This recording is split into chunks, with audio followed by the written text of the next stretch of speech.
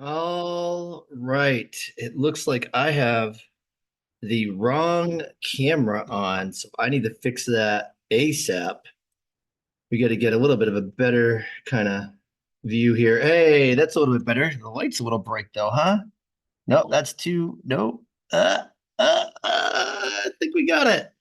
All right, Beth and Alexi, I can't hear either of you. Why is that? Because I'm not talking. All right. What about you, Same. Beth? All right. Awesome. Okay. Hello to everybody that's here. It's the night before the exam. And I wish that I had some really fun, rhyme to go for you here today, but I just do not. Please note here that Ms. Jacobs' class is trying to tune in, if I read that correctly, and the school has blocked the YouTube. But because they are incredible troopers, they are trying to get on from their phones. So I want to make sure that Ms. Jacobs' class gets, I'm pretty sure that was it, right? Yeah, it is, right? That Jennifer Jacobs class gets a huge shout out because they are troopers and hopefully they're eating like pizza or something. I don't know. So that is that. But it's super nice to see you, Alexi. It's super nice to see you, Beth. It is the day before the exam. What are you thinking about? What are you feeling? And all that other good stuff before we start the show. Well, honestly, I'm just hoping to give some good tips for students because I'm seeing a lot of good questions in the chat, a lot of shout outs. So thank you all for joining us. This is going to be kind of like, I don't know, a bunch of rapid fire questions. So we're very pleased that y'all are here studying with us. I don't know. What do you think, Alexi? I think the biggest thing is just, hoping to kind of call to mind some of those primary concerns in terms of like the night before, because I know that we were definitely watching a whole bunch of like review videos on pretty much binge-worthy status for the last couple of days, just to try to touch up on some of the things that have been the biggest priorities, the biggest like refreshers needed. So just kind of hoping to maybe call to mind some of those things that we've been talking about as a class, as well as kind of with you guys, to see if there's anything else that could maybe kind of just jog some memories and get things going in the right direction for tomorrow. Well, we're gonna get things going in the right direction. I gotta point out that there are a lot of shout outs here today, and Mrs. Burns is always getting lit up every single time. So Mrs. Burns, we gotta get on the phone sometime. I gotta know who you are. So anyway, I gotta get good ideas from Mrs. Burns for sure. Also, I did see a shout out from the Lake Life, and that is a student of mine. And I told my students if they signed in and said, hey, that they would get a shout out. So Liam, I see you there. I see you. And then Alexi and Beth, if you see any of your students, make sure that you shout them out and all that kind of awesome stuff. But yeah, we have a really tight schedule today. And the reason why is because our dear friends at Marco Learning are starting their AP Lang review at 9 p.m. And they're going to actually really focus specifically on questions like question one, question two, question three from 2023. So they're going to look at those and go over those in detail. So tonight, folks, what Beth and I are going to do. Oh, and by the way, I can't believe I forgot to mention this. There is a third face today, folks. This is Alexi Darr. Alexi has been moderating our chat for the last like 3 or 4 times that we've been doing this. And thank you so, so, so much. So if you saw, what was it, like Griffin Girl 19 or something like that? What It's, was it? yeah, Griffin Girl 1991. That would There be we go. me. Awesome, right? So if you've been getting awesome answers from her, then please note this is the Alexi Darr. Alexi, thank you so much for joining with us here. But like I said, to the folks that are listening, we've got a super tight schedule, so we're going to try to blow through our best tips for our exam. And when you want really focused, kind of like, hey, can we look at really focused questions? That's what Marco is going to be doing starting at 9 o'clock. And once we shut this down, it'll automatically send you over there, just so y'all are aware. So typically Beth and Alexi and I are willing to go a bit over, but tonight we can't because I talked to Marco and they said, hey, can we kind of pull that there? So we will, to set the parameters, first of all, the chat. So Alexi, you're welcome to chime in and talk about things, but we still ask that you monitor the chat because we appreciate that. The other thing too, folks, is the chat has to remain appropriate. Please do not spam the chat with shoutouts to your teacher. One is enough. I promise. Okay. Your teacher deserves recognition. And the best way to actually recognize your teacher is to write a handwritten note after exam day and put it on your teacher's desk. Because when my students do that to me, I cry. So if you want to see your teacher cry, then you just write the handwritten note, may say something really nice, even if you don't mean it, and just put it on his or her desk. Okay. So we are going to go through the test today with tips for multiple choice. Then we'll do tips for question 1, tips for question 2, and finish with tips for question 3. So tips for how to manage this for tomorrow. We're not going to go into crazy huge skill development because you've been doing this all year. One last thing before I turn it over to Beth and Alexi is this. This time, I actually did the right thing. And in the description below this video, folks, if you have a content-based questions or a skill-based question that we can't get to because of time, in the description below the video, I linked up my playlist for question 1 and Beth Hall's playlist for question 1. And my playlist for question 2 and Beth Hall's playlist for question 2. And they're just right down there, and they will bring you through the entire essay writing process. But it's the night before the exam, so get some sleep. But just know there are some resources there for you too. All right, Beth, we're going to start multiple choice, folks. You can bring some multiple choice questions into the chat. Lexi, if you see any really good ones, make sure you interrupt us and toss them in there. But Beth, I need to know, what am I doing on my multiple choice exam tomorrow? And let's start with general tips. And then, but besides process of elimination, of course, we already know that one. Let's start with general tips. And then let's actually talk about the tips for what if the reading's a little bit hard and I don't understand it? And then what about some of the writing questions? Okay, but general tips, here we go, Beth. Okay, so general tips. You want to make sure that you answer each question, even if it's just a guess. Tim said process of elimination. That's going to be super important because you want to narrow down the answer choices. So we'll talk about some answer traps here in a second, like some distracting answers. That way, hopefully you won't fall for those. I think it's important for students to have a strategy going into the MCQ. So a lot of my students like to start with the writing MCQ because they think those are a little easier. They like to build their confidence. So those are going to be the ones that say this is a draft above it. Those passages are shorter. They're more like editing questions. So you want to make sure that we are very clear on which questions we're answering. It's also going to be really important that you slow down and actually read the question you're being asked. I think that's one of the biggest mistakes that students sometimes make is they either rush through the question or they don't go back to the passage to double check that their understanding is correct. And that is one of the, I think, biggest things to fix before tomorrow is make sure that you actually go back to the passage. Don't try to do stuff from memory because chances are you're not going to get it right. Oh, and you know what? Actually, Lexi, do you want to say anything about that before I chime in with something that Beth just said? No, I pretty much have been saying the same thing to my students, just honestly, that if they feel like they are struggling on any particular question or they don't feel like they know what the question is exactly asking right away, that it's probably better that they mark the question and go back to it again later so that they're not wasting too much time on that one thing that they are confused about. And that way they can focus on the ones that they know they can answer right away and then go back to the ones that they kind of struggle more with. Absolutely. And that can also be done on the electronic version of the exam, which I'll make a comment on in just a moment. But folks, one big thing about what Beth just said too was the idea of making sure that you go back to the text when you have to. Sometimes you're going to have a line numbered based question. And what's nice is that on the electronic exam, they highlight those line numbers. On the regular exam, you're going to have to count the line numbers, but they're all numbered by 5.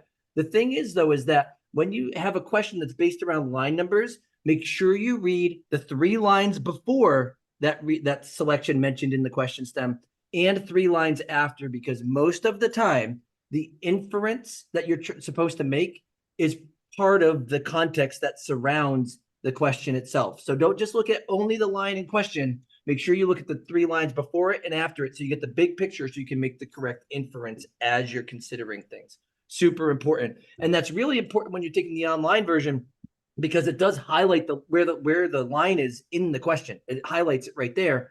But remember, you got to read a couple lines before and a couple lines after. I'm going to address a quick question in the chat right away, folks, if you don't mind. It's about like synecdoche, like remembering rhetorical terms like synecdoche and whatnot. Folks, obscure rhetorical terms will not be on your AP Lang exam, okay? You could see things like parallel structure or parallelism. You could see things like simile and metaphor. but these kind of like more obscure terms like metonymy and synecdoche and chiasmus, those are not words that you will actually see on the multiple choice section of your exam. Okay, they're not in the course and exam description, so you will not be held accountable for those. But for the kind of surface level similes, metaphors, juxtaposition, parallel structure, repetition, those are things that you would. All right, Beth, back to you, multiple choice stuff. Okay, so you just brought up something that I want to address because you said, okay, it's not in the course exam description. So I want to give students a couple words that I think they should know for tomorrow. Now, this is not a complete list. I'm sure there's others. But there's a chance that you could get a multiple choice question that asks about the exigence. So remember that the exigence is like the catalyst or the impetus of the passage. It's like the immediate reason why they're speaking or writing. So if you haven't heard that term before, it's part of the rhetorical situation. So we want to make sure we know what exigence is. Some other terms that students might want to know would be like concede or concession. That's when you acknowledge the merit of the other side. So you're kind of saying like, okay, this is why the other argument is good, but it's usually followed with a refutation. So it could say refute, rebut, refutation, rebuttal. That's like challenge. The other part of it, right? Or challenge. Yeah, exactly. So we want to be familiar with those terms. That way we can answer the question correctly. And then another term that comes up that students sometimes misunderstand is the word underscore. Because like Timm said, they're not going to be using like all the time. Yes, they're not going to be using like these literary devices that you might have had to memorize. But underscore means to emphasize. Yes. And students sometimes get that wrong because they confuse underscore with undermine. So just in your head, remember that underscore means to emphasize. Got it. Yeah. So please note, folks, that one other thing about that is the verbs are going to be really important. So someone asked Beth about juxtaposition. You'll probably see juxtapose. Lexi, if kids are getting ads, they're going to be gone in like 5 seconds, just so you know. So like they just click the skip ad and then off we go, right? We're doing this for free. Anyway, Beth, I really, really appreciate that. And now I want to ask a question to both of you then in terms of also this kind of overall multiple choice strategy. Someone asked, do you recommend reading the full passage first or reading the questions and then reading the passage? Lexi, we're going to start with you and what you do. Then Beth, we'll shoot over to you and then I'll talk about what I do. So in terms of my students, I tend to tell them to kind of go with whichever one they think is going to work best. But I noticed that I just saw Ava Noel posted in the chat that she said that her teacher did a kind of like read the intro paragraph, read the first sentence of each paragraph just to get an idea of what the line of reasoning is for the piece. And that's actually a tip that I have frequently told my students as well, because it tends to work really well with SAT style questions, which is the assessment that we actually use as our state assessment in West Virginia. And very much the way that the writing and reading questions are on the SAT is pretty similar to AP, except we kind of say that it's ramped up to an 11. So I feel like the methods tend to work pretty similarly. So they can look at just the topic sentences of each of the paragraphs to at least kind of get an idea if they need to skim through it very quickly. There are some people who tend, I think, to do better if they read the individual questions first. So then that way, when they go to do the reading of the passage, they know what they're looking for. But then for others, it just tends to be easier to kind of skim the whole thing over first. So now, I tell them to do whatever. Let me just make sure that we're being clear here, though, right? You're not suggesting that they only skim the reading. You're saying fully read it, but before you fully read it, get a quick idea with the actual topic sentences or the first, intro paragraph, first sentences. Yes. Correct? Absolutely. Yeah. No, because they need to read the entire thing to really For understand the underlying message, the different strategies that the authors are using, because if they can't read the entire passage, then they're going to essentially miss the bigger point. Right. So just as a kind of way to help them approach the passage the first time around is just to do that quick skim. And then when they go back through to read a little bit more in detail. And of course, I knew that. I just wanted to clarify that our viewers would do that. Now, Beth, I think that you have a little bit of a different recommendation, though. And folks, as we go into our recommendations, I'd like to remind you, tomorrow is about a day where you have an opportunity to show off what you have learned in terms of skills, and you should have some confidence. Tonight is for Beth and Alexi and me to say, hey, listen, we're 3 different teachers who have success with our kids that do things a little bit differently, but these are things that you can just think about, and you have to try things on for size. You need to say, you need to say, this might work for me. this might not work for me. And that's okay. If you hate my advice, then throw it out. Okay. If you love Beth's advice, then engage with it. It's not a problem. And if your teacher said something different, trust your teacher. Your teacher has his or her job for a reason. But Beth, what about you with the question stems? Okay, so I have a slightly different approach. Now, here's what I tell my students. I have them practice both methods. So most of my students come to my class where they just have been taught to read the passage first and then go answer the questions and go back to the passage as needed. And for a lot of them, that works. But I have noticed that for some students, especially those who tend to maybe get more distracted, they tend to read a bit more slowly, they tend to be a little bit more nervous. For those students, I like them to try to read the question stems first, specifically for the reading MCQ, the All right, passage now, 2. hold on. I need to clarify for me here so that we're all on the same page. Can you tell me what a question stem is as opposed to reading a question? Because of course, we have that time frame that we have to think about. Okay, so a question stem is going to be like the actual question. We're not looking at the answer choices. We're just looking at the question part, not like A, B, C, D, E. And so like it might say like, what is the exigence of the passage? And so they would read that because then they would know that they're going to have to think about the exigence. Or it might ask like, who is the writer referring to when they say this? And that way, when they see that word in the passage, then they'll maybe pay more attention. So that approach works for students who like to read with a purpose. I wouldn't try to change your approach tomorrow because it's the night before the exam. But I do think it's important to acknowledge that there are different ways to take the test. It really depends on what works best for you. And the key, I think, is to also recognize that just because the passage might be hard, it doesn't mean the questions are going to be hard. Because sometimes I think students get defeated as they're taking it. Like they might read the passage and say, oh, this is really hard. It's really boring. I'm not going to do well. Don't count yourselves out. Like keep going because there are going to be some questions that are pretty explicitly in the text. And so you can gain points that way. That was one of the things I told my students today is like, think of this like a game. You're not trying to be perfect. You're just trying to get as many points as possible. So don't linger on questions that are hard. You can flag those or mark them and come back to it. But your goal is to just try to accumulate as many points as you can. Somebody in the chat, I answered it in the chat, but somebody asked, how do I get a 3? You want to be getting, let's say, approximately 60% correct on your MCQ, and you want to be shooting for a 4 out of 6 on your essays, which is very doable. So, yeah. A couple of things I'd like to point out in the chat. I just noticed that the name Brandon Abden is floating around in that chat right there. And folks, if you don't know the incredible Brandon Abden, that's someone that you want to know. Brandon is the man. There is no doubt about that. He's a great friend of mine. And if you put some advice, in the chat, please make sure that you do take that incredibly seriously. So Brandon, it's super nice to see you down there.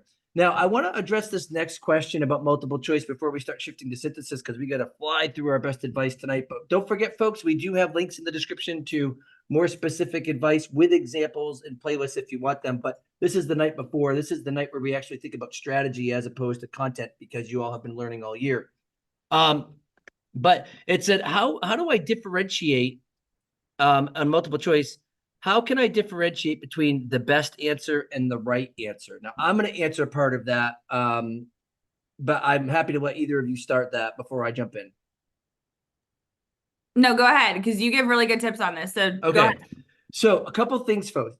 First of all, I was doing this with AP Lit last week with Brian Stabnick, and he's been on the test development committee and things like that. And he assured readers, right, that quite honestly, there is only one right answer. It's not they're both like correct answers, but one is better. The wrong answer is still like the right answer will always be right, and the wrong answer will always be wrong. Okay. So we have to really think about that.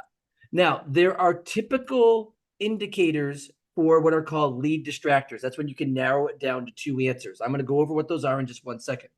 Before I do, though, one of the things that I'd like to point out is one of the easier ways to kind of narrow down answers is if you're asked to look at a specific section in a reading and it has a particular tone, let's say it's a positive tone, and you go and read your answers and there are three negative tone, like three answers that have a more negative tone to them, you could probably know that those are not the correct answer, folks. Because if the section of text is positive, then the answer is going to have to match the tone of that section of text.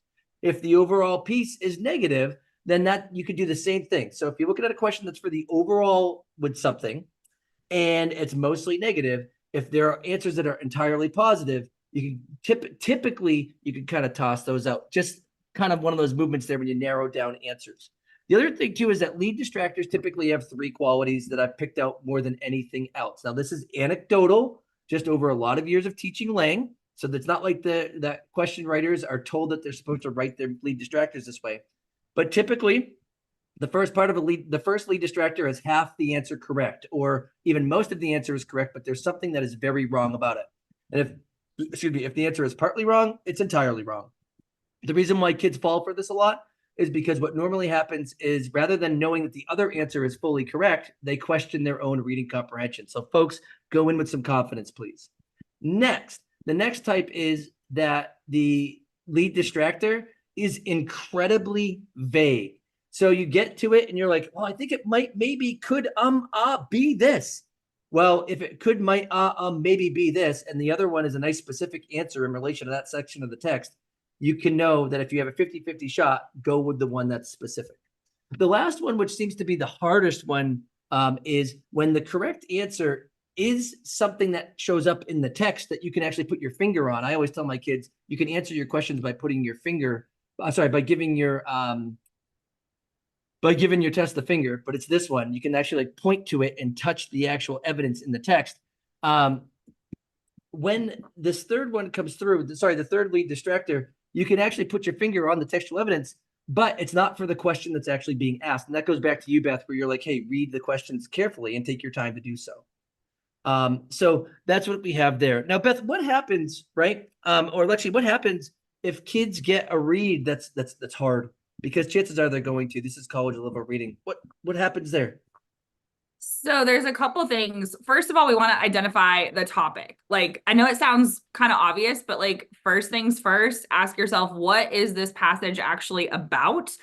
And kind of start there. And then kind of be thinking about like tone. Because remember, tone is the writer's attitude toward the subject. So like, how do they feel about this? Even if you don't really know anything more than like positive or negative, start there. It's a great start.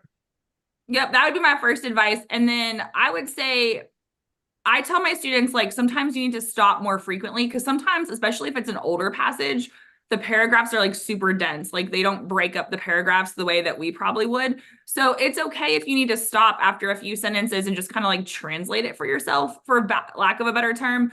But also, like, don't get in this loop of rereading it and like thinking, okay, if I just read it a bunch of times, I'll figure it out. There is a point where we might want to push through it because when you get to the end of the passage, it might make more sense. Yeah, and actually, that's really nice. And let's see, I'll let you jump in just 1 second. Sorry for cutting you off if I did. One of the things that happens with these harder passages, like you just said, Beth, is a lot of times if you can at least get the idea and the tone or just a little bit of that going and then going through the questions process, like answering the questions, those questions can actually point you towards comprehension. Because you'll read a question and then you'll see the answers are talking about a particular subject. And you're like, oh, I did realize they were talking about that. Good. And the questions can actually help you throughout the testing process. Lexi, what were you going to say? So there was a question that just popped up in the chat, and it's actually from one of my kiddos. Hi, Brandon. I did see your question. He asked, are the AP Lang multiple choice questions similar to the SAT reading questions where they always exactly restate what the passage is saying, just in a different way? No, because the SAT and the AP Lang exam are different. And the reason why is because the AP Lang exam is a rhetoric-based exam. So even the writing questions, although they have the sentences there and whatnot, those are still questions about rhetorical purposes in writing as opposed to just basic grammar questions. Beth, did you want to add anything to that? No, sorry. I was getting caught up with some questions in the chat. I'm trying to answer like by typing. So I'm good. Totally understand. Awesome. Okay. And then there was another question that showed up in here. Oh, about writing questions. Sorry, before we talk about writing questions, I would like to point out, I have a student who really gets jostled with time sometimes. And what I told her just yesterday when I was talking to her was I said, hey, listen, I want you to realize that if you see a question that says except in the title, that's EXCEPT, folks, not ACCEPT. If you see except in the title, in the question stem, to skip it and go back to it at the end, because those are time wasters and you'll probably only see like 4 of those. That doesn't mean you skip it and don't do it, folks. You want to make sure that all of your multiple choice questions are bubbled in. But if we're thinking about time, for those of you that might be a little bit worried about time, you want to make sure that you don't waste too much on one particular question, because those except questions are big time wasters, because you got to go through and search the entire piece for 4 of those 5 answers. Go to the ones where you don't have to do that as much until you get to the writing questions there. A writing question here. A writing question is what's an approach for the writing questions, especially when it's like asking you about where to put it in between sentences, where it's like the author wants to put this sentence here, where would it best be? What do you have for an approach for that there, Beth? Okay, so there are going to be questions about like adding sentences and also deleting sentences. And my approach is kind of the same for these, in the sense that the way I answer them is I look at the sentence in question, because they're going to reproduce it below. So read that sentence. And I like to go back to the passage and read it in context. And I ask myself, before I even look at any of the answer choices, I ask myself, should I add the sentence, yes or no? And I ask myself, why? And that way, usually my gut instinct is really close to one of the answers. So if I say, yes, I should add it, maybe because it's a definition, then if I go look at the yes answers, chances are one of them is going to be very close to that. Because if you just start at A and go to E, sometimes they're all going to sound really good. And so for me, that's a way to kind of streamline the process. Is for the add delete questions, I feel like students can usually decide yes or no and why without actually looking at the answer choices. And so that's a tip that's worked for my students. So that's how I tend to approach them. Awesome. Lexi, do you have any advice about those writing questions before I offer a little?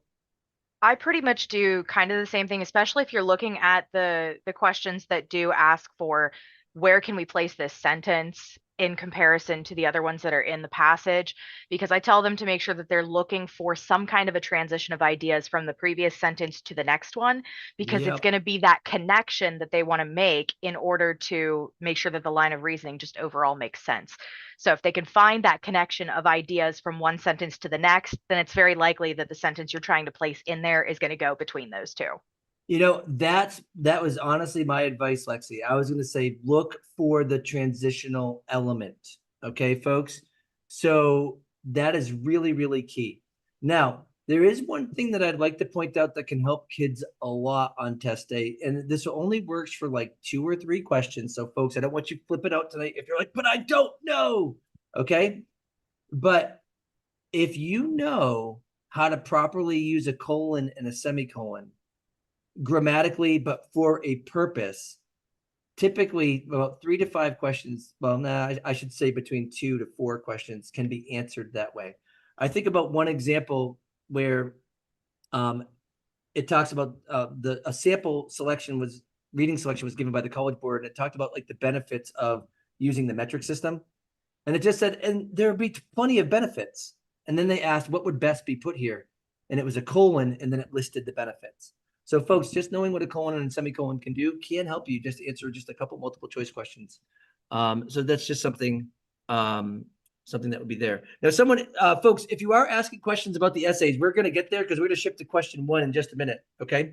But we just hit you with a bunch of multiple choice tips. And if you want more multiple choice tips, Beth and I focused on entirely multiple choice on April 17th, I'm pretty sure. So you can go back and check that out if you really need that many more. But like I said, folks, I don't want you to stay up all night studying for this.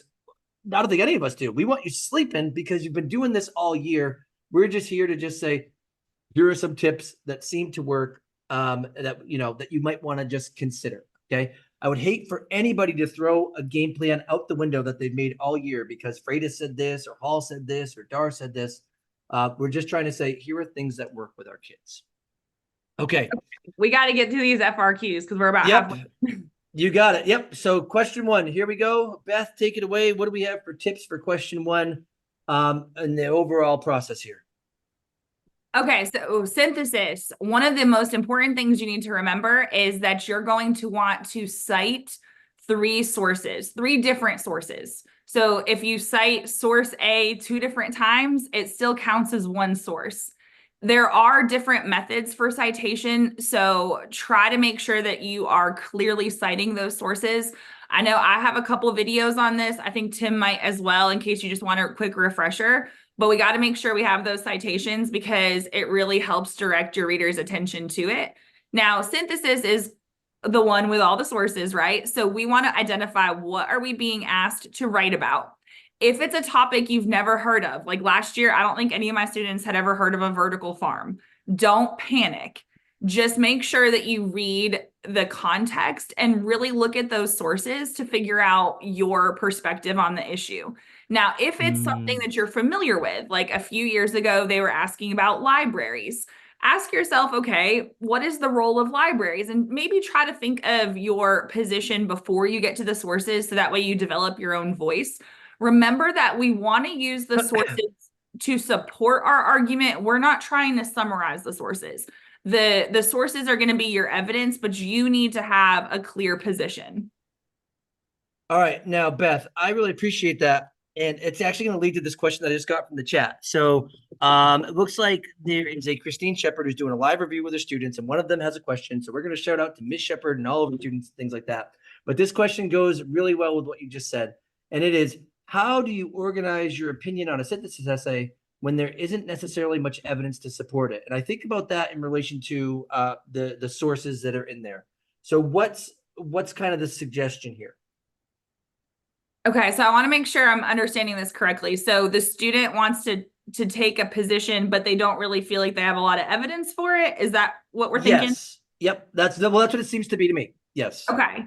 Because okay, so I tell my students, first of all, on test day, take the path of least resistance. So we want to make sure that we're thinking about what argument do I think is convincing as I'm reading the sources. You can use like two sources in a body paragraph. That's one tip for students, is to try to create that. We call it a conversation of sources. So you can use that, and you can also use another source, maybe a third source, to set up a counter argument perhaps. But we want to be thinking about which position can I take where I can argue most logically and most convincingly. So that would be my advice, is to think about how can I create this conversation. And if I was really struggling to find sources, I might be more inclined to include one for a counter argument. Now, counter arguments are not required. They're not mandatory, but if I were struggling with sources, that might be a way I could squeeze in a third one. Now, let's see. Did you want to say something about that question? I did see a question that actually popped up in the chat from Lydia. She said, is the philosophy that the more the better is a good idea in terms of the use of sources in your essay, or do you guys think that it should be capped at 3? Now, I've told them that 3 is the absolute minimum that they need to use. Yep. Because, of course, it states very clearly in the rubric that they need to have at least 3 sources that are integrated into their argument for them to score on the upper half of the evidence and commentary row. But in terms of using more than that, what kind of just general advice would you guys provide to students about how to incorporate more sources, and whether or not that's actually a better thing, or to just err on the side of caution and do 3? Got it. Now, before we start that question, which is a great question, I want to go back to the one that Beth just did, though, just for a second. So, Beth, when one of the things that I wanted to point out is that a few years ago there was the libraries prompt, and most of the sources really made it seem like the libraries not only have a place currently, but in the future they have a really strong place of being a strong social building and community building. I don't know, public service. Okay. And I will tell you that there were 2 sources that actually were kind of like anti-library, I guess, for the lack of a better term, in the future. But the majority of them seemingly leaned very pro-library. And Beth, I think your advice rocks, right? The path of least resistance. Folks, I tell my kids that unless you are morally opposed, like legitimately morally opposed to something, write the easier paper on test day because we're just testing your argument skills. Okay. Can you synthesize language? Can you create a cohesive argument? Okay. And if you think that there's no room for libraries in the future, but the sources let you lean towards the importance of libraries being some sort of communal space, then write the paper that libraries can be a communal space in the future, and show that you have the skills. Also, just real quick, folks, there's no specific length to any essay. Okay, so if your teacher tells you to try to write 3 body paragraphs, like intro, 3 body paragraphs, conclusion, great. If you've been practicing that, then do it.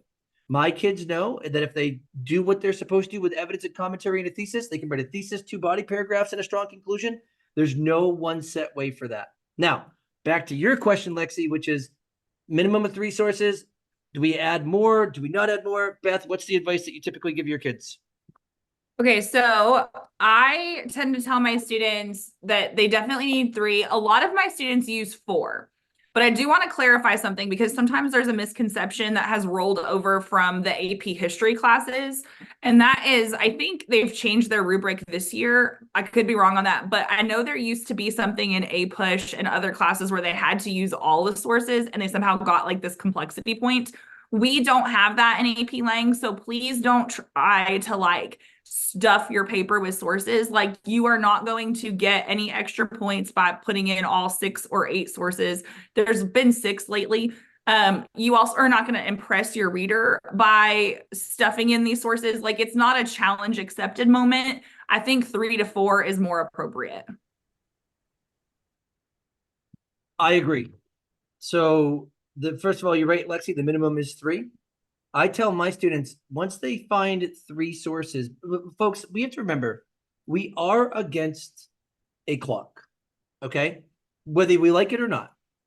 And the truth is that these essays are actually more like contrived responses, truthfully, because we're just testing skills, okay? That's what's being tested. Do you have the skill to integrate evidence? Do you have the skill to do these things? To be clear, I'm looking at a couple other questions in the chat here that's going to help with answering this question too about how many sources. Do I have to have a counter argument in my synthesis? If your teacher has told you to and has taught you how to, then why not? But you do not, because what you are asked to do is create a thesis and have a line of reasoning. And if your thesis says, hey, jelly is great on toast, then you can argue that one line of reasoning the whole time. All the reasons why jelly is great on toast. Okay. Wouldn't that be incredible if there was a jelly-based synthesis question tomorrow?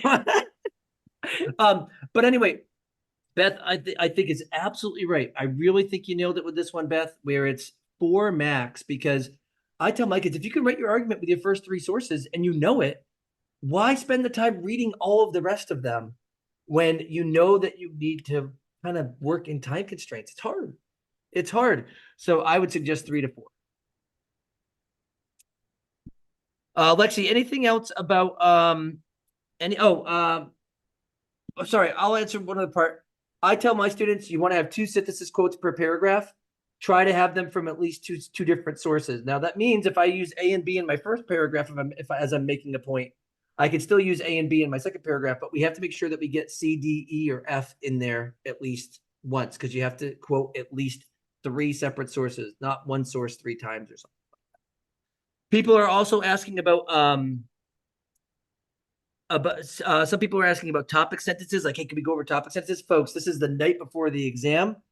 Beth and I have the videos for those in the playlist. I was going to say, I've been putting links to videos. So if people are seeing that in the chat, here's just a general tip. And this is just like a plug to help you as students as well. If you're like, I want topic sentences, if you search for Coach Hall writes topic sentences, Garden of English topic sentences, or AP Lang topic sentences, these videos will pop up and you can go watch those videos tonight to feel more prepared. But some of these topics are things that we can't really answer quickly. And it would be better if you watch the video so you can see the example and truly get the knowledge. Yeah.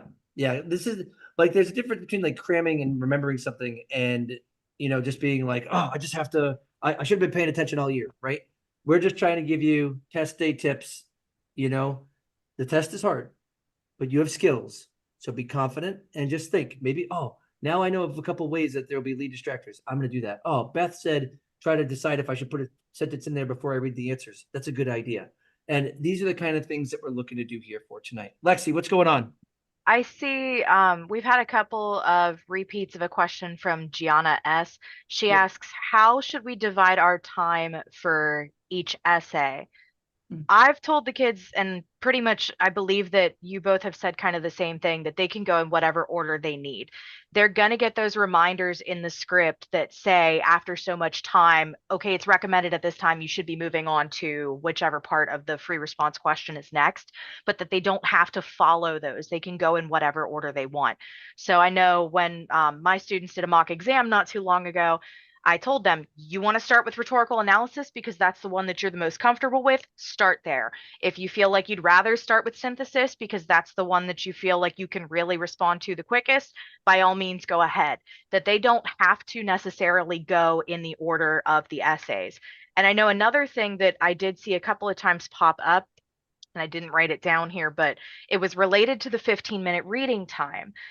People had asked, do we have to use that 15-minute reading time for just the reading and the synthesis question, or are we able to go ahead and start writing if we have another essay that we'd rather start on? As far as I've understood, and correct me if I'm wrong, please, since this is only, like year, what, 1/3 of what you guys have been doing. But I believe that I understood from reading through the script that they're allowed to go ahead and start writing during that time if they so desire. Yeah, when synthesis was first introduced, they were not. They had to have reading time, and they could read all the prompts and they could plan anything out. But before they could actually officially write, they had to have 15 minutes. Now you can kind of do whatevs. So you've got 2 hours and 15 minutes to do whatever you want. Okay. Now I am going to give you all just some a quick little bit of advice that came from my AP Lit kids last week because I saw this question come up. I saw this question come up a couple of different times in the chat. My Lit kids last week said that what they chose to do, and many of them, not all of them, and this was not advice from me, they just chose to do this, but a lot of them did. They said that they chose to write their thesis statements and body paragraphs, and they said we typically wrote 2 strong body paragraphs. And then they said, and then they went back with the extra time to write their conclusions. And then if they had extra time after that, they decided, a couple kids decided to kind of put another body paragraph in if they had like an extra 10 minutes or something like that. So someone just asked about this, and my students came back and they were like, I was worried about finishing my exam, but when I did a thesis and 2 strong body paragraphs that I was proud of, I moved on to the next one. And then I did move on to the next one. And when I was done, I still had 20 minutes left. And so because of that, I went through and I put on good conclusions on all of them. And I heard that multiple times. So that's just a piece of advice that comes from students. But, in my classroom, I really push my kids to write a thesis, 3 body paragraphs, and a conclusion during the year. I tell them that's my expectation so they can perform on test day. But if they do a thesis and 2 strong body paragraphs that follow the rules and put a nice conclusion on there, my kids came back confident from the lit exam with that in terms of timing. That is, these are timing things. Okay. Okay, so in the interest of time, I think we need to move on to rhetorical analysis, if that's okay. Yep, you got it. All right. So here are some of the questions that I've been seeing in the chat. One is like, which choices do I need to know? And what do I do if I don't see any rhetorical choices? Yeah. So, okay, here's the thing. A rhetorical choice is best expressed as a verb. Yep. So Tim and I both have videos about this if you want a little bit more info. The ones that I tend to see students writing about most frequently are repetition. So like when they repeat things, anecdotes, comparison, contrast, word choice and tone tend to go together. Now, here's the thing though. Those are not going to be equally present in all passages. Those are, if you want a list of things to look for, those are some common ones. But if you are reading and you realize, I don't see any of the choices that I'm used to, ask yourself, what is the writer doing? And you can use verbs like acknowledges, presents, showcases. You can describe what they're doing. You don't need a fancy name for it. I do not teach my students fancy names like synecdoche and chiasmus. Like, I promise you, if you ask them what it was, they wouldn't know. And they still do just fine on the test because you don't need to memorize all these fancy terms. You do just need to be able to explain what the writer's doing. And the commentary is going to come from you analyzing why they're making that choice. So why are they making that choice for that audience on that occasion? That's going to be the important thing, is you actually digging into the why. A lot of times students will give us like a surface level answer. Like they'll say, oh, they repeat this word for emphasis. Okay, well, that's true of pretty much every example of repetition I can think of. So why are they trying to emphasize that particular word? Why would it resonate with the audience? What tone is it creating? We want to kind of dig deeper with those things. The commentary is going to be where you can elevate your essay, at least in my opinion. Now, I am getting a lot of questions about evidence here. How much evidence needs to be in this paragraph and that paragraph? This was already with synthesis and already with argument and with rhetorical analysis. So we might as well address this now because it, kind of jumps on them. Like if I see repetition, do I put two pieces of evidence in? Do I, what kind of thing? Folks, if you make a claim, you have to have evidence for it. If I say that Alexi Darr and Beth Hall are two of the most awesome people that I have met, okay, I need to have the evidence for that. Now, let's say that the first time I ever met them both, they were like, Tim, we really want to buy you a t-shirt. And they bought me a t-shirt. I have made a claim. Beth and Lexi are awesome. And someone says, why? And I'm like, well, because the first time I ever met them, they bought me my most favorite t-shirt. And sure enough, if that's the only piece of evidence for my claim for why I think they're awesome, I can't have two pieces of evidence in that paragraph as I'm talking about why Lexi and Beth are so awesome. So please note, when you think you have to have a certain amount of evidence per paragraph, your evidence needs to be whatever your claim is. If you claim that history proves something, or if you claim that an author repeats this to emphasize that, good. Show me where that thing is repeated at least once, and then explain how that repetition there emphasizes. Okay, folks? So if you're like, I have to have 3 pieces of evidence per body paragraph, no. For synthesis, I just said try to have 2 quotes in one body paragraph and see if they can interrelate. Beth and I have videos about how those interrelate. Okay. So please consider those types of things. Now, Beth, I love the idea too about taking rhetorical choices and making them verbs, right? Anecdotes, like folks, if you see anecdotes, which are just exemplifying short stories, you can actually say the author narrates this or the author describes this. But if your teacher has taught you all year to say uses anecdotes, well, although Beth and I wouldn't teach our kids that way, that doesn't mean that you can't say uses anecdotes and you'll be fine. You will. Lexi, other rhetorical analysis stuff here. Anything popping out? Paraphrase is fine for both synthesis and rhetorical analysis, folks. Paraphrasing is when you don't directly quote, but you put it in your own words. For synthesis, you have to make sure that you cite it with an A, B, C, D, or E in parentheses there, though. Very, very important. You can paraphrase in rhetorical analysis, folks. So you could say, the author, moves on to arguing this, and instead of directly quoting, you can paraphrase it. I teach my kids to directly quote so that they flow into their quotes because I think that's sophisticated writing, but paraphrase is just fine. Both are acceptable. So I did see one question that popped up. Looks like it's Cleo. I apologize if I'm mispronouncing your username. Wanting to know, does the author only have one message or purpose in their speech all the time? Does it have to be one specific idea and not the writer's interpretation or the student's interpretation of that message? Or can they potentially have a different interpretation of the writer's general purpose, but just argue it strongly and still score well? Okay. Beth, you want to address that? You want me to address that? I was going to say, that's a really interesting question. Why don't we both tackle it? I'll say this, though. Sometimes they're going to tell you the purpose in the prompt, but it's going to be kind of surface level. So you're going to want to dig deeper than what they tell you. Other times they might not tell you at all. It'll just say to achieve their purpose. There's more than one way to say the purpose. So let's say we're talking about a eulogy. Okay, so a funeral speech. If student A says the purpose is to honor the deceased, and somebody else says it's to shape their legacy, those to me are like saying the same thing, but a little bit differently, and both could be correct as long as they prove it. Now, if somebody else is totally interpreting it differently and there's no proof for it, that would be problematic. But there's more than one way to phrase the purpose. Also, sometimes there might be, if there's a dual audience, there might be more than one purpose to consider, or a certain section of the passage might have a very particular purpose. So I would say, if you're worried about misinterpreting the passage, just make sure that you are reading the prompt clearly and that you have proof for what you're saying. But Tim, what are your thoughts on that? Yeah. So listen, you have to at least be on the right interpretation level of the message itself. I love the idea of the eulogy you have there, or let's say the commencement speech. Okay. The eulogy, the commencement speech, that kind of thing.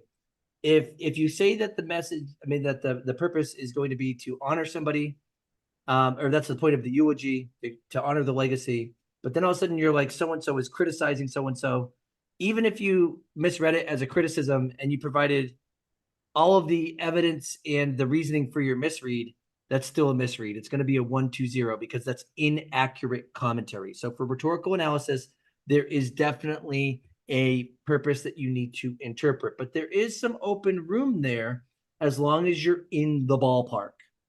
Okay. But you can't completely misread it and score very well. Okay. So like I once had a kid, and I don't recommend that anybody do this, but the kid wrote about the rhetoric of the piece and then heavily criticized the efficacy of the rhetoric in the grand scheme of things. And I was like, whoa, you don't need to do that. But the kid actually scored really well because it was incredibly sophisticated paper. But the kid went way past what the kid had to do. Didn't need to, because we really just need to know about the rhetoric in relation to the purpose, in relation to the audience. How does the rhetoric potentially move the audience to gain a new understanding and then do something with that understanding? But you got to be in the ballpark. I completely agree. Otherwise, it's a 1-2-0. We got a question in here about satire. I don't anticipate there being satire on the exam, or at least I wouldn't stress about it. Tim, what are your thoughts on that?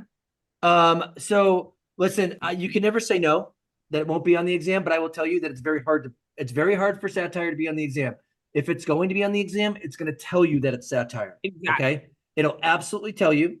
And the other thing too, though, is that it's very hard to put satire on the exam because context of the satire has to be incredibly clear for everybody. And that actually is an equity problem.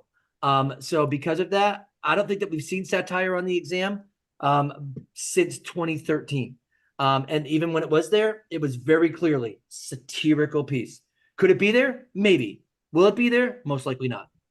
Yeah, so don't stress about satire. If that's something that you're worried about, that I wouldn't stress about that right now. Yeah. Let's see what other questions we can tackle though, because we're almost out of time. No, I know. And actually, if we go a little over, that's okay, because once we shut down, that's when it will send over to Marco. It's not like we're going to turn into pumpkins at 9. So if we do go a little over, we're going to be okay. But we got to think about argument too. I would like to address this though. Do you have to put the word tone in your thesis? Like, do you have to put the word tone in your thesis, Beth?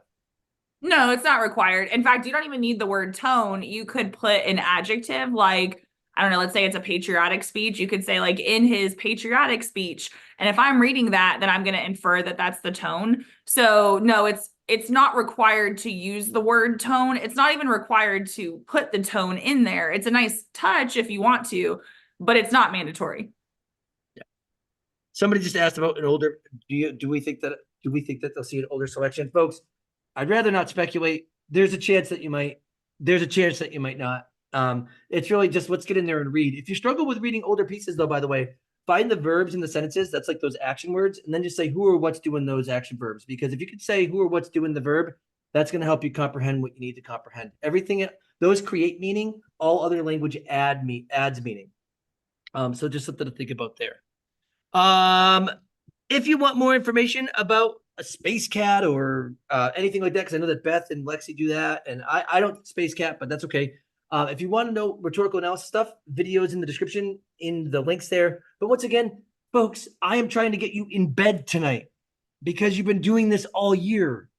So tonight is just some quick tips. Quick tips. If you need more quick tips, put Beth's and my videos in double speed because you have to get to bed.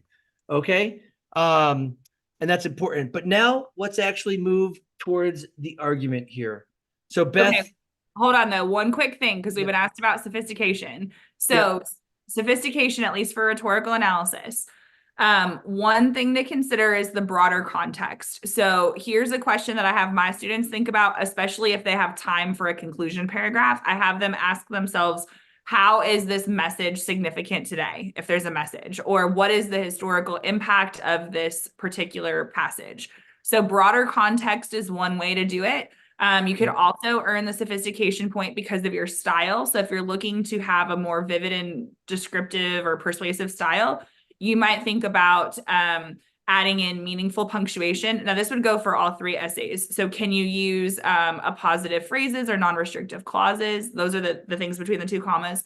Can you use colons or dashes, even semicolons, in a meaningful way and correctly? Can you use adjectives and adverbs to make your writing more precise? Those are like little things that you can do. Quite frankly, I know a lot of students want to learn about the sophistication point. It is relatively rare from what I've been told, 5 and 9% of students earn the sophistication point. So I tell my students not to focus on it. Especially not for all 3 essays. If there's one prompt that they're like, I think I can do it for this one, then I say go for it. But I want my students to focus on evidence and commentary tomorrow, especially the commentary, because a lot of times students write too little commentary or it's very superficial. And so we don't want to be focusing on our 5% chance of a sophistication point, perhaps. We want to be focusing on the evidence. Preach. Yes. Preach. Yes, it is true. It is true. Somebody just asked me a question that I answered, and I'm like, I don't even remember what it is. Other than the one, it was about that something was not needed in rhetorical analysis. No, that wasn't the one. It was do we need 2 examples per paragraph? And I said not necessarily. That's right. Yeah. So Kat, you can use 1 example per paragraph in every one of your essays. As long as you provide your commentary, you'll be good. Now, before we shift into argument, and we're going to take care of argument in about 10 minutes so that we don't take too much time from Marco, because folks, listen, Marco is going over last year's exam, like specifically, like question by question. We're giving you tips. Marco's digging deeper. So I'm happy to send you over there. Marco Learning is the YouTube channel, but when we shut down, it's going to send you right over there anyway. Okay. But folks, with your commentary, the biggest issue that I see at the readings is kids not using the word because in their commentaries. I see a lot of sentences that say things like this shows, which those are what they are. But even if you put the word because at the end of the sentence, right? This shows that Beth Hall was awesome, period. No. This shows that Beth Hall was awesome because, okay? This shows that, or this emphasizes the amazingness of Alexi Darr, period. No. Add the word because there, and you will be able to go further than you think with your reasoning. It's really important, that word because. All right, Beth, history, here we go. How do I develop examples for history? You mean argument? Oh, sorry. No, yeah, I was argument. like, I am my not gosh. Heimler. Yeah, I know. And yeah, just so people know that, yeah, Marco is on YouTube. And like I said, it'll actually switch over to their YouTube live in a little bit. Okay, no, you're totally fine. Okay, so argument. But you can use history, which is, I think, why you said it. So argument essays. Okay, so here's the things I think students need to know for an argument essay, because I read argument last year, and one of the biggest takeaways I had as a reader was that students need to pick specific evidence. So when we say specific evidence, think like proper nouns. If you're talking about like athletes in general, that's too broad. Tell me about a specific athlete. I don't know, Simone Biles or Angel Reese, something like that. If you're telling me about a war, instead of saying American Revolution, focus on something more specific, like the Stamp Act Congress. So we want to make sure that your evidence is specific. And so you also want commentary about that evidence. That's going to be you explaining why you chose that evidence. So what is the lesson or takeaway that we're supposed to have? Like, what is this evidence proving? That's going to be really crucial. And your evidence can come from a variety of different types. Like, for instance, it can come from current events. It can come from history. You can even write about personal experience. So you can tell an anecdote that's relevant about the prompt as well. So write what you know best. Write something that's going to be effective. If you don't know a lot about a certain historical figure, maybe choose something else. Play to your strengths because that's going to make it more interesting and you're going to have more to say about it. Yeah, Beth, it's kind of great that you just mentioned that because that was actually one of the questions that I saw popping up a lot in the chat earlier was talking about first person experiences on the argument essay.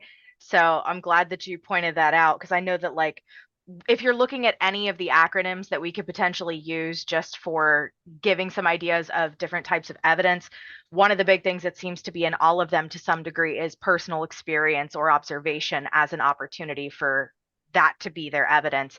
And I think that a lot of people were just worried about the use of that first person pronoun. But I feel like, and again, correct me if I'm wrong, that in question 3 particularly, it can still work so long as it's academically Absolutely. driven. Yeah. I mean, I had a kid who wrote an entire paper about exploring the unknown, about going on a field trip and going and taking hard classes. It was a great paper, right? Folks, Beth and I have videos about using first person pronouns as evidence. I once had a paper use My Little Pony as an example. And I was like, look at, actually, I was hoping it was a brony, to be honest with you. But nonetheless, I don't know, but the evidence worked. And I was like, okay, I could think of better academic evidence right now, but the argument that was being made with this particular moment from My Little Pony, it actually worked. Now, folks, please note that it did fit with the prompt just fine. Okay, there are sometimes when it won't. Like I think about can entertainment ruin? Sorry, what's the role of the humorist in society? That was a prompt once. That's a great time to mention like South Park and Family Guy and The Simpsons and what was the other one that I saw a bunch of Tosh 2.0 or whatever, which is entirely inappropriate. But those aren't considered normally academic, but the role of the humorist that does fit in there. So nonetheless, like evidence, what you pick does depend on the prompt itself. I will say though that it's really, really, really important that you know some no you have knowledge about some sort of social activism um, because a lot of times prompts, you can really rely heavily on a knowledge of the civil rights movement or knowledge of the women's voting movement or things that deal with civil rights and or political action seem to be things that are nice and ripe for the picking. I remember when Occupy Wall Street was happening in 2011, that was perfect for the 2011 exam, even though that argument prompt was picked like 3 years ago. Okay. Um, Oh, good. Here's a question. What if we don't know a definition in an argument prompt? There will be context clues. Yes, absolutely. Yeah. So don't panic because like the artifice prompt, even that one, I think that one's one of the harder ones. You could still read the prompt and the quote and kind of figure out what they were going for. So even though the argument prompt is going to be like the shortest one, take your time to unpack what they're asking. So figure out like the abstract nouns in the prompt, like what are you supposed to develop a claim or assert a position on? That's going to be key because you want to make sure you understand what you're supposed to be writing about and then plan it out before you actually start writing. Don't just read the quote and start your essay. You got to plan it a little bit. For sure. And that actually brings me to two really good questions that I saw here before we begin to kind of slow this down a little bit. One of them is, hold on, sorry. Where was it? It was a great question. Oh, do I have to have different types of examples in a paragraph before I move on, like from different selections? And I know that Beth, what do you use? Chores? Is chores your acronym? Yes. Yeah, I use S cube, subject, society, self. And the answer, folks, is no. You do not need to have diversified evidence sources. Now, that is good, but it's not good if you don't connect them with your line of reasoning. I once had a kid write about certainty and doubt, and he used Magellan and he used Tom Brady's Deflategate. And I was like, dude, what's the connection here? And all he had to do was put in one of his topic sentences. Not only are discoveries, brought forth with certainty and doubt, but in a more contemporary sense, even in the small parts of life with stupid arguments like Deflategate, certainty and doubt is inversely proportionate. The kid just had to put a little transition that connected, hey, not only in the big picture, but also in the small picture that's kind of meaningless, this still actually holds true.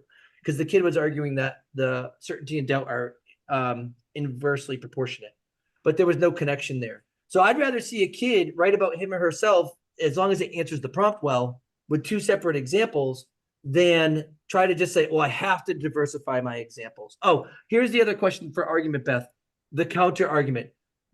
First of all, do we have to have it? Nope, it's not required.